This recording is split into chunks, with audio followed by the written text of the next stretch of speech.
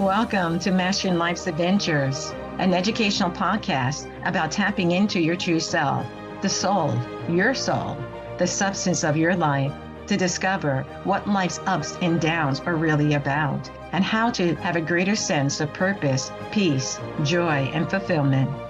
I am Dr. Judith Holder, your host, coach, psychologist, fellow seeker who enjoys diving into the connections between spirituality, psychology, wellness, and your everyday life's adventures. All preparing and polishing you like the facets of a magnificent diamond to be your best self. If you're craving more from your life, you are in the right place. Come, let's journey together and transforming what you know into who you really are. Mastering Life's Adventures begins now. Hi, I'm back. I'm here to talk about the next barrier and roadblock to soul progress. And this one is turbulent thinking. Have you ever thought about when you fly in a plane? And there is, you're belted in that plane and you're taken off the runway. And then there's an announcement by the captain that says, please make sure your seatbelt is fastened tightly because we are going to be entering immediately into turbulence. And so we experience the turbulence of the plane, shaking and different degrees of turbulence from mild to moderate to severe. And regarding the type, it can be really quite bumpy or just light bumps that take place. It could be really rough and the shaking of the plane to the point of storminess and violence of these ups and downs. And it's really feeling like, oh my God, am I going to throw up because there's so much turbulence taking place? So you find yourself holding on to your arms of your seat, trying to just weather the storm that you find yourself in this turbulence. And to the point that you're holding so tight that your knuckles are turning white. Because it really moves you into feeling as if, am I going to make it through? Because there's rain in some of the turbulence, and you're realizing that it can also, in past turbulence, maybe you've been involved with, and involved hail, and along with the rain that was taking place. And it was just unpredictable, the type of turbulence that you may experience or have experienced, or even will experience in the future. So with that, it brings up a lot of types of emotions when we're in this turbulence on this plane with other individuals. We're finding that we're worrying, am I going to make it through? Should I have tell my family, call them, even though they tell you not to call, but, take it off the airplane mode and let them know what's going on for you because you're not sure if you're going to make it through. And it can create fear and anxiety and uncertainty about the future. Some turbulence can be very severe, and it can be to the point of feeling it's life-threatening to us. But most turbulence is in the moderate to mild level. And we're very thankful to the Lord that we landed and we kissed the ground and tell the story about our experience that we and others went through on that flight. And how we were praying to make sure we would make it through. But we do. We make it through. And we move on. We continue to live our lives. Well, just as we can have turbulence that occurs in the air, with the airplane that I was talking about, we can also have turbulence in relationships. We can have turbulent careers that take place. And the common word is turbulent, which is unsettling, disturbing, experiencing ups and downs. And have you ever considered that the state of your thinking can create agitation, disruption, uneasiness, and how it might create a roadblock to your own soul progress? How turbulent thinking can create a roadblock to how your soul needs to evolve in advance. So I think turbulence is on a continuum, even in our thinking, from mild to moderate to severe. And that severe is the degree of frequency in which we find ourselves involved in turbulent thinking. And we're wanting to be aware of the fact that turbulence equals agitation. That turbulence, as I said earlier, equals some form of uneasiness, disruption that's taken place. And it can occur in our thinking.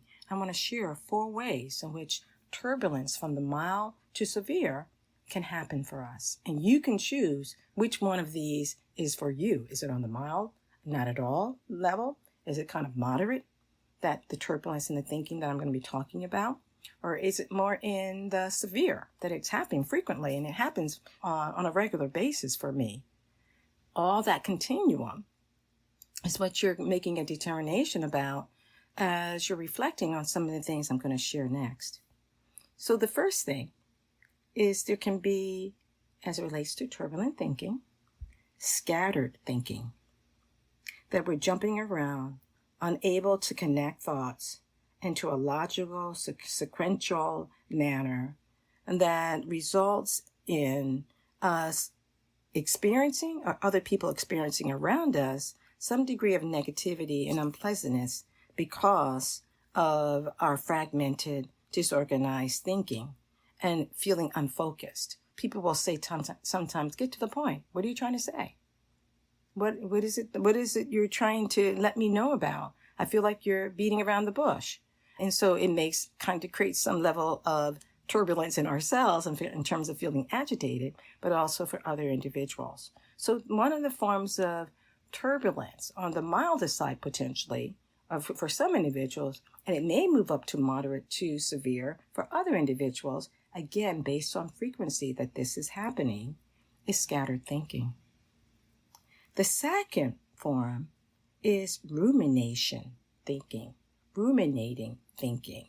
That means we end up, because of a situation or circumstance or person that happened to us in our interactions, that we kind of get more fixated or obsessed about what took place, how it took place, what the person said to us, and how they said it to us. We're finding ourselves revolving like a revolving door, thinking about this thing that happened to us, which is usually, when we're getting to ruminating thinking, is bad. It's not positive that's happened to us. And it is as if it's so much revolving around that it may even keep us up at night, keep us from sleeping. And it's this ruminating thinking that we have to be aware of. It may be related to, for example, that we ended up having someone fired because we reported that person as being tardy. So they ended up being fired, and that wasn't our intent for them to be fired, but we really feel bad about it, and we're ruminating about, could there have been something else we could have done at work, or there could have been another approach that we needed to take, because we know that this particular supervisor or boss is always going to be overly critical and reactive to things. And so could we have done that differently? Or could we gone to the person and let the person know, you've been tardy a lot, and can we figure out a way and help you to be more on time? If you want to be as a colleague or as a frontline supervisor to that person. So, we start to ruminate, could there have been some other thing that we could have been done in this situation? Or with a friend. And we're telling another friend about this person, about their doing something, type of behavior or action or whatever it may be, that proved to be wrong, that we were inaccurate, that we were actually flat out wrong about the person. And so now we create this turbulent thinking in the form of ruminating about, oh my God, why did I say that? Why did I even think that? Why didn't I ask more questions? We start revolving around our thinking with this, and that's a form of turbulence. And then the third one is reactive thinking. And that reactive thinking, sometimes it's not the same as reactive pro-thinking, because reactive pro-thinking is where we're spending our time with anticipating delays or obstacles and thinking about navigating through those situations, be it at work or at home. But we're kind of being more on the proactive thinking side of that reactive aspect. But what I'm talking about here in this reactive thinking, it's more of based upon we're reacting to a situation that has happened to us, and it is resulting in us jumping to conclusions that it catches us off guard. So we start to have negative triggers about the situation, about a person or the circumstance that we find ourselves in, that results in us really having poor judgment about the situation or poor concentration. We can't think very well about what we need to do, and therefore we don't problem solve very well either. And it may increase in anxiety. That's really more anxious, unsettled with that. And so that form of reactive thinking, we may engage in it mildly, moderately, or a lot, which moves into that severe aspect. But start thinking about, what do I notice about my thinking?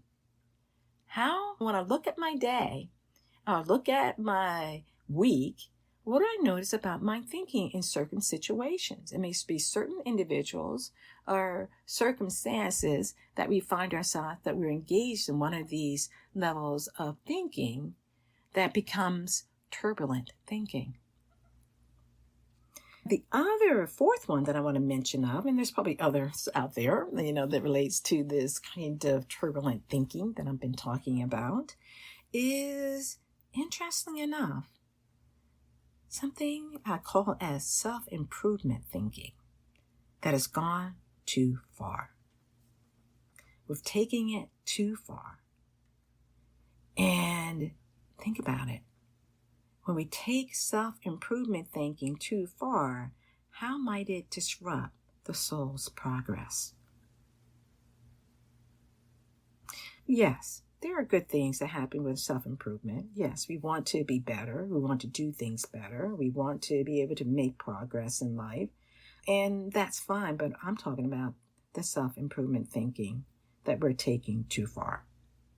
That we're taking too far to the point that we are overly concerned about, having to be perfect, having to do it right 24/7, having to speak right, act right, be right all the time, because we think it's improving us in some particular way. When it's overly done, and that means we can then become more focused on when we're not doing it right and the way we think it needs to be done, then we get into the criticism, condemnation, and judgment of yourself. You're critical. So go back to that episode when I talk about creeping criticism, which I talk more actively about, this whole notion of criticism, condemnation, and judgment that we can do to ourselves. But this develops within us, this inner critic, where you can do nothing right. It is as if it impacts your self-esteem, because the inner critic is always there telling you, well, you didn't do that right, or you could have done that better, or what about this, or that person was able to do this, what happened to you? So it's always this chatter energy that is internally within us, creating a barrier to our own soul evolution and growth. We have to be aware of the fact that this self-improvement thinking component of the turbulent thinking that I'm talking about can be an issue where you are on a perpetual wheel, or maybe it's like a roller coaster of ups and downs, and how you're thinking about yourself, and somehow thinking that perfection or being critical of yourself will result in greater satisfaction in your life. But usually it's only temporary, or it doesn't at all create any level of satisfaction or contentment, because you're on to the next thing of what I need to improve.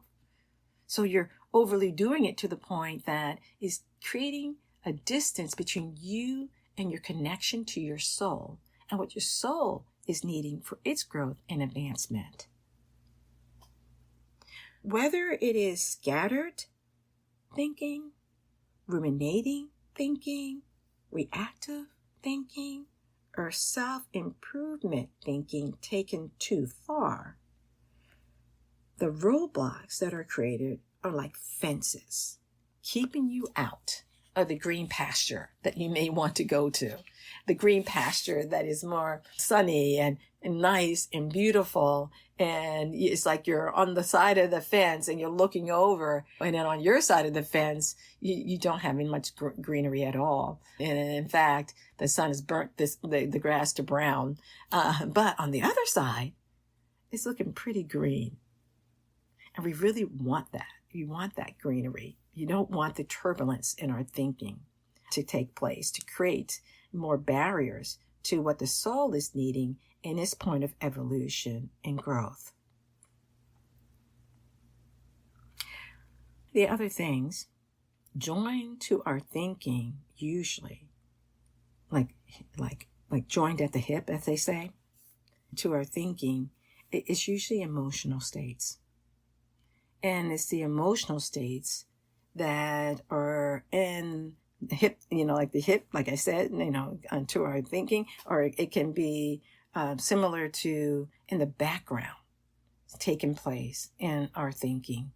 And it's kind of propelling us to maybe states of emotional states such as fear, feeling anxious, angry, or, feeling annoyed, irritable, and other types of negativity that sometimes can be created for us. And it's these emotional states tied to our thinking that's happening that also creates this turbulence in our way of expressing or being or in our sense of self that we have to. And I give this analogy in my book, Mastering Life's Adventures on the Beam, is that you have one hand, it's like you're on a potter's wheel. And on one hand, you have your thinking, and on the other hand, you have your emotions. And you're trying to now, through your thinking and emotions, form a vase on this potter's wheel. Sometimes that vase comes out pretty crooked, or it may come out in kind of an odd shape or odd way, because our thoughts and our feelings that we are using to mold that clay are not the qualities of what the soul needs in order to weave it into a beautiful vase itself. But if we're not aware of our thinking and the types of thinking that is taking place with us, then we can't catch ourselves. We can't create the vase that we really want. And instead, we stay stuck in a particular form of thinking and thinking that thinking is fine. And in actuality, it is not fine. It is creating some of the challenges to what we really want, which is probably a greater measure of composure, a greater measure of peace and harmony in our thoughts and in our feelings as well. But usually in these 4 types of thinking that I just went through with you, we usually will find ourselves that underneath the thinking in the background, as I said, is the emotional component taking place, and that usually rules what we do instead of the balanced awareness. And I'm tapping into the Christic qualities of the Christ mind, which the soul is on the journey of learning how to do. The soul is on the journey of learning through life experiences to refine one's thinking and feelings, which I'm going to talk about the feeling aspect, in a future barrier and roadblock. But with the thinking aspect, if our thinking is not to the glory of cultivating those thoughts that are disciplined, that are harmonious, that are an alignment and attunement with soul development, then what are we doing? Where are we going? for those who are walking a spiritual path, we have to be aware that our thoughts do matter. Our thoughts do have impact on our inner self as well as those people that are around us. And that the only person that can be able to steer that particular car, down the road is ourselves. And we have to kind of start to observe our thoughts. Look at, what I call sometimes, and I may have called in one of the episodes, stinky thinking. We can have stinky thinking that go on, that's creating the turbulence and how we're thinking about things that is not to the glory of our soul or our I am presence. What are we, Atman or your mighty I am presence. And what we're really are trying to do is have our thinking be more Christ-like. To have our thinking to be in alignment with harmony, peace. And know that the soul is on the journey or learning through all the experiences that come our way. The good, the bad, the indifferent. Yes, there's some experiences we wish we wouldn't have to go through, but we do. But even in those experiences, we're learning how to refine our thinking and our feelings to have greater mastery over them.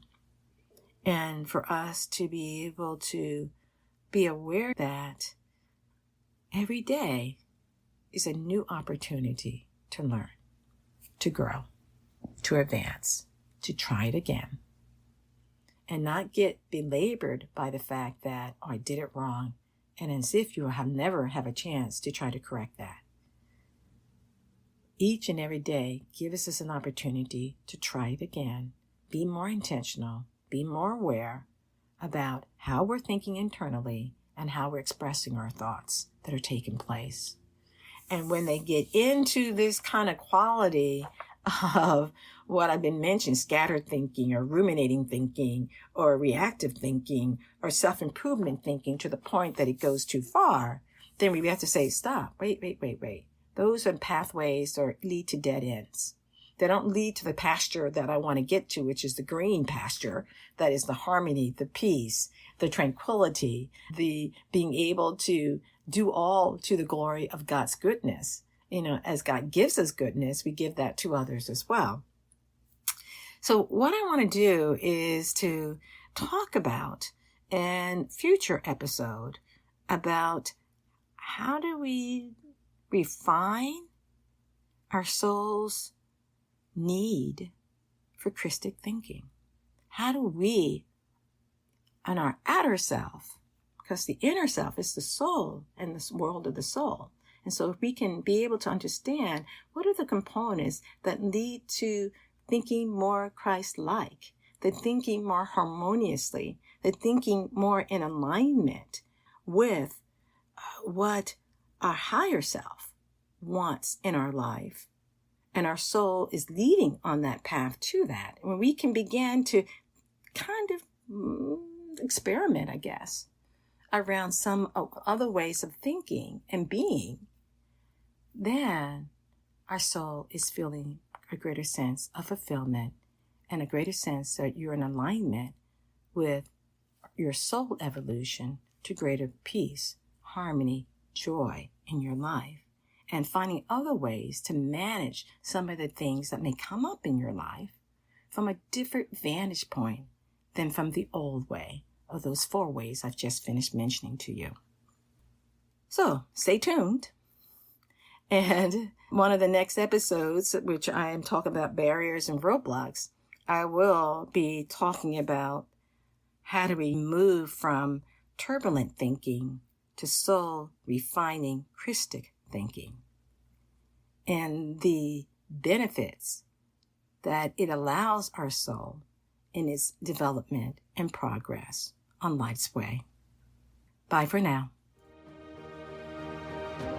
Thank you for joining me for this episode on Mastering Life's Adventures, being your best self through soul evolution. If you have enjoyed what you've heard today, I would be delighted if you would share this episode with others, leave a thumbs up, and subscribe to my Mastering Life's Adventures podcast. Look forward to your joining the next episode. Please leave any comments or suggestions you might have below. Bye for now.